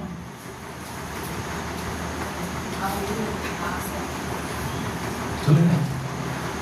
ஐஸ்வர்யவான் நரகத்துக்கு ஏன் போனா? அவன் இயேசு ஏற்றுக்கொள்ளையா? ரட்சிக்கப்படலையா? என்ன பாவம் செஞ்சான்? சரி, லாசர் ஏன் ஆபிரகாம் அடிக்கு போனா? லாசர் என்ன நன்மை செஞ்சுட்டான்? ரெண்டு சிந்திங்க. ஐஸ்வர்யவான் எந்த தீமை செஞ்சதுனால நரகத்துக்கு போனா? லாசர் என்ன நன்மை செஞ்சதுனால ஆபிரகாம் அடிக்கு போனா அப்படின்னு நினைச்சீங்கன்னா, லாசர் செய்த ஒரு நன்மையை சொல்றேன். தன் வாழ்க்கையில் அவன் எப்படி இருந்தான்? பருக்கள் நிறைந்தவனாக இருந்தான். முழுசு பருக்கள். எச்சி சோறு கூட என்ன செய்யாது, கிடைக்கல. ஆனா வாயத்திலிருந்து ஏசப்பாவை என்ன செய்யல, தூஷிக்க. இந்த ஒரு நன்மை செஞ்சான். சோறு கிடைக்கல, இயேசுவே சோறு தரலப்பா அப்படின்னா கடவுளா கேட்கல. புண்ணு சரீரம் எல்லாம் இவ்வளோ கொடிய வியாதியை தந்துட்டீங்களே அப்படிங்கிற ஒரு தடவை கூட இயேசுவை பார்த்து முறுமுறுக்கல. இந்த ஒரு நன்மை தான் அவன் ஆபிரகாம் அடிக்கு கொண்டு போயிடுச்சு. லாசர் என்ன பண்ணினான்? பெரிய என்ன தீமை செஞ்சுட்டான்னு கேட்டீங்கன்னா, வாசல்ல கடந்தவனுக்கு கூட என்ன கொடுக்கல. அவன் என்ன கேட்டா தெரியுமா? பருக்கள் தான் கேட்டான். நம்ம சோழல எச்சி சோறு அதைத்தான் அவன் கேட்டான். மேசையில விழுந்து விழுகிற அந்த பருக்கையினால் தன் பசியை ஆற்றிக்கொள்ள மனசையா இருந்தான். அதுக்கு கூட என்ன செய்யல, இடம் கொடுக்கல. நான் சொல்லுவேன், நான் பிரயோஜனம் இல்லாம இந்த பூமியில வாழ்ந்தா எனக்கு ஆயத்து பண்ணப்பட்டிருக்கிற இடம் அழுகையும் பற்கடிப்பும் நடந்த இடம். அன்று சொல்லாரு, என் பிள்ளைகளை ரத்தத்தினால் சிந்தி ரட்சித்து பிள்ளையா மாற்றி பல ஆண்டுகளை பிள்ளைகளாக பூமியில வாழ்ந்துட்டு அவங்களை நான் எங்க பார்த்துடக்கூடாது? அழுகையும் பற்கடிப்பும் நிறைந்த இடத்துல பார்க்க கூடாது. என்ன ஆண்டவர் எங்க பார்க்க விரும்புகிறாரு? அந்த அதிகாரத்தினுடைய ஒரு வசனத்தை வாசிக்கலாம். 25ஆம் அதிகாரம் 21ஆம் வசனத்தை வாசிங்கள். நல்லது உத்தமமும் உண்மையுள்ள ஊழியக்காரனே, கொஞ்சத்திலே உண்மையாய் இருந்தார், அநேகத்தின் மேல் உன்னை அதிகாரியாய் வைப்பேன். சந்தோஷத்துக்கு பிரவேசி என்றார். சொல்லுங்க பாப்போம். நானும் நீங்களும் எங்க வரணும்? எங்க வரணும்? எஜமானருடைய சந்தோஷத்துக்குள்ளே. நம்ம அப்பா நமக்காக ஜீவனை கொடுத்தவர் நம்மளை எங்க பார்க்கணும்? அவருடைய சந்தோஷத்தோட. இந்த காட்சியை அவர் எதிர்பார்த்து காத்திருக்கிறார். என் பிள்ளை ரட்சித்தேன், என் பிள்ளை வரும்போது ஏன் சந்தோஷத்தோட வரணும்? அவன் எங்க போயிடக்கூடாது? அழுகையும் பற்கடிப்பும் நிறைந்த இடத்துக்கு போயிடக்கூடாதுன்னு சொல்லி ஏங்குகிற ஒரு நல்ல தெய்வம். இந்த நல்ல ராத்திரி வேளையில் உங்களிடத்துல நான் தயவா கேட்டுக்கொள்வேன். என்னை பார்த்து ஆண்டவர் பிரயோஜனம் உள்ள ஊழியக்காரனே என்று அழைக்க நான் எதிர்பார்க்கிறேன். அதற்கு செய்ய வேண்டிய ஒரே ஒரு வேலை, ஆத்தும ஆதாயம்தான் என்னை அந்த இடத்துக்கு கொண்டு போகுமானால் அப்படியே முடங்கல் போடலாம். கொஞ்ச நேரம் போல சின்னத்துல நடத்த விரும்புகிறேன். சோத்திரம். ஆண்டவர் கேட்கிறார், 5 தாளந்த கையில கொடுத்துட்டேன். அவன் சொன்னான், 5 கொண்டு வியாபாரம் பண்ணினேன். 2 தாளந்த வாங்கி அவன் சொல்றான், 2 தான் தந்தீரு. குறை சொல்லல ஆண்டவர் பார்த்து. அவனுக்கு 5 கொடுத்தீர, எனக்கு 2 தந்தீரன்னு சொல்லல. 2 கையில் எடுத்தான், வியாபாரம் பண்ண ஆரம்பிச்சாங்க. வியாபாரம் பண்ண ஆரம்பிச்சாங்க. எஜமானர் வரும்பொழுது சொன்னா, 2 அல்லவா கொடுத்து ஏதோ 2 எக்ஸ்ட்ரா வச்சிருக்காரு. நம்முடைய எஜமானர் சீக்கிரமாய் வரப்போகிறார்.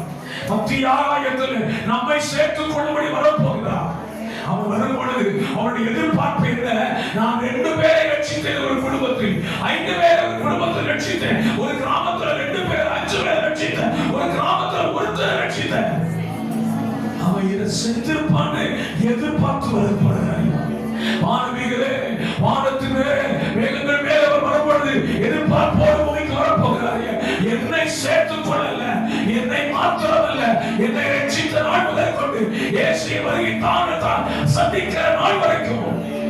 நான் ஆதாயம் பண்ணின சில ஆத்துமாக்களோடு கூட அந்த கிறிஸ்துவின் சன்னிதானத்தில் நிற்காமல் எதிர்பார்க்கிறார்கள். பவுல் சொல்லுகிறார், என்னை ரட்சித்தாரே, நான் எதற்காக பிடிக்கப்பட்டேனோ அதை அடையும்படி ஆசையாய் தொடருகிறேன்.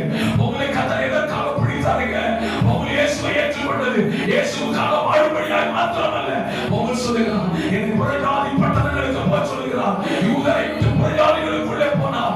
அநேகரை கிறிஸ்துவுக்குள் நடத்தினார். அநேகரை இயேசுவுக்கு பேசுவதை குறித்து பிரசங்கித்தார். அவர் சொல்றார், நான் பிடிக்கப்பட்ட நோக்கம் நிறைவேறுகிறது. இந்த ராத்திரி வேளை உங்களுக்கு முன்பதாக ஒரு கேள்வி மாத்திரம் மனதில் வைக்கிறது. எதற்காக பிடிக்கப்பட்டார்? எதற்காக ரட்சிக்கப்பட்டார்? எதற்காக இயேசுவை தெரிந்து கொண்டார்? இந்த பிரசாந்தர பகுதியிலே உன்னை மாத்திரம் தேவன் தெரிந்து கொள்ள காரணம் என்ன? கடைசி வரைக்கும் நீ மாத்திரம் தேவனை சேவிப்பதற்கா? இல்லை, அழிந்து கொண்டிருக்கிற ஏராள ஜனங்கள் உன்னை கண்களுக்கு முன்பதாக தேவன் காண்பிக்கவில்லையா? அனுதினமும் தெய்வம் அல்லாமல் வாழ்ந்து கொண்டிருக்கிற நூற்றுக்கணக்கான ஜனங்கள் இந்த கிராமங்களில் பல பகுதிகளிலே வசித்துக் கொண்டிருக்கும் பொழுது நீ மாத்திர கர்த்தரை சேவிப்பாயோ? எதிர்பார்த்து வந்திருக்கிறார். உன்னை ரட்சிப்பேனே, நீ எனக்கு என்ன செய்து கொண்டிருக்கிறார்? நீ எனக்காக என்ன செய்து கொண்டிருக்கிறாய்? உனக்காக நான் ஏராளம் செய்து விட்டேன். உனக்கு தேவையான ஆசீர்வாதங்களை, தேவையான நன்மைகளை, தேவையான உதவிகளை, தேவையான பாதுகாப்பை ஏராளம் செய்து விட்டேன். எனக்காக நீ என்ன செஞ்சிருக்கிறேன்? உன் சொந்த குடும்பத்தை கூட ஆதாயப்படுத்த முடியலையே. உன் பிள்ளை ஆதாயப்படுத்த முடியல, உன் கணவனை ஆதாயப்படுத்த முடியல, உன் மனைவி ஆதாயப்படுத்த முடியல. எனக்காக என்ன செய்து விட்டார்? இன்னும் கேட்கிறது, ஆண்டவரே எனக்கு அதை செஞ்சிருக்க மாட்டோம், எனக்கு இதை தந்துட மாட்டீங்களா? அவருடைய உள்ளத்துக்கு ஏற்காது உண்டுதாங்க. எல்லாவற்றையும் தந்தவர், எல்லாவற்றையும் தந்தவர் எதிர்பார்த்து மனசு பக்கத்தில் நிற்கிறார்கள். மார்க்கு சுவிசேஷம் 11ஆம் அதிகாரத்தில் வாசிப்பீர்களா? எருசலேமுக்கு போய்விட்டு திரும்பி வரும் பொழுது அவருக்கு பசி உண்டாயிற்று. அவருக்கு பசி உண்டான பொழுது அத்திமரத்தை தூரத்தில் பார்த்தாராம். அவருக்குள்ள பெரிய எதிர்பார்ப்பு, இந்த அத்திமரத்தில் கனி இருக்கும், நான் போவேன், பறிப்பேன், அதை புசிச்சு என் பசியை ஆற்றிக் கொள்வேன் என்று சொல்லினார். அத்திமரத்தின் இடத்திற்கு வந்தார். வந்தபோதும் ஒரு கனியும் காணவில்லை. உன்னிடத்தில் இருக்கிற இயேசு கிறிஸ்து உன் அருகில் உலாவிக் கொண்டிருக்கிறார். உன்னை தேடி கொண்டிருக்கிறார். அவருக்கு ஒரு பசி உண்டாயிற்று. அவருக்கு ஒரு பசி உண்டாயிற்று. அவருக்கு உண்டான பசி என்ன? ஆத்தும பசி. சிலுவையிலே ரத்தம் சொட்ட சொட்ட தொங்கிக் கொண்டிருக்கும் பொழுதும் ஒரு சிலுவையின் கண்ணை கேட்கிறார், ஆண்டவரே உம்முடைய ராஜ்யத்தில் வரும்போது என்னை நினைத்துக் கொள்ளும். ஆத்தும பசி அவருக்கு நிறைந்திருந்ததினாலே அந்த ஒரு ஆத்துமாவை கூட தான் மரிக்கும் போது கூட ரட்சித்து விட வேண்டும் என்பதற்காக அவனை பார்த்து சொன்னாரு, இன்றைக்கு கூட பரதேசியில் இருப்பார். இயேசுவின் ஆத்மா, இயேசுவின் ஆத்மத்தினுடைய வருத்தத்தின் பலனுடைய முதல் பலன் அந்த சிலுவையின் கல்லனாய் மாறி போனது எவ்வளவு பெரிய வாக்கியம். இந்த ராத்திரி சொல்லுகிறேன், இயேசுவுக்கு அர்ப்பணிக்கிற வேதனை காண பிரதிபலன் இன்றைக்கு உன்னிலிருந்து இயேசு எதிர்பார்க்கிறார். அவருக்கு பசி உண்டாயிற்று. அத்திமரத்தில் அத்திக்கனியை தேடுகிறாயா? உன்னிடத்தில் தான் ஆத்மா, அந்த ஆத்மா வருத்தத்தின் பலனை எதிர்பார்க்கிறார். வார்த்தையை கேட்டுக் கொண்டிருக்கிற சபையே, அருமையான தேவ ஜனமே, அருமையான வாலிப தம்பி, நீ மாத்திரம் இயேசுவை ஆராதிப்பது நல்லதல்ல. உன்னை போல அழிந்து கொண்டிருக்கிற ஏராளமான வாலிபர்கள் இந்த வருடத்தில் உன்னை கொண்டு இயேசுவினால் சந்திக்கப்படுவார்கள். அதுவே ஆத்ம வருத்தத்தின் பலன். அதுவே ஆத்ம வருத்தத்தின் பலன். 5 தாளந்தை வாங்கியவன் சொன்னான் அல்லவா, 5 கூட சம்பாதித்தேன். இயேசு வரும்போது நீ சொல்ல முடியுமா? உன் குடும்பம் சொல்லுவா, இந்த திருச்சபை சொல்லணுமே. ஒரு சபையை இந்த தேசத்தில் கர்த்தர் தந்தார், இன்னொரு சபையை ஆராதிக்கும். ஆத்ம ஆதாயம் என்பது அவருடைய பசிக்கான ஆதாயம்.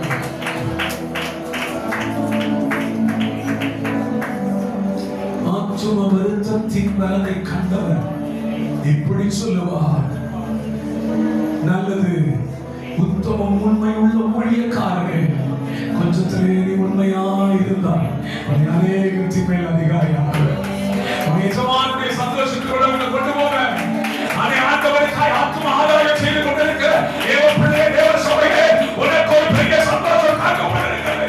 உனக்கான தேவ ஒரு பெரிய வாக்கியத்தை வைத்திருக்கிறார். நீ அடைய போகிற வாக்கியத்தை வேறு ஒருவரும் பெற்றுக் கொள்ள முடியாது.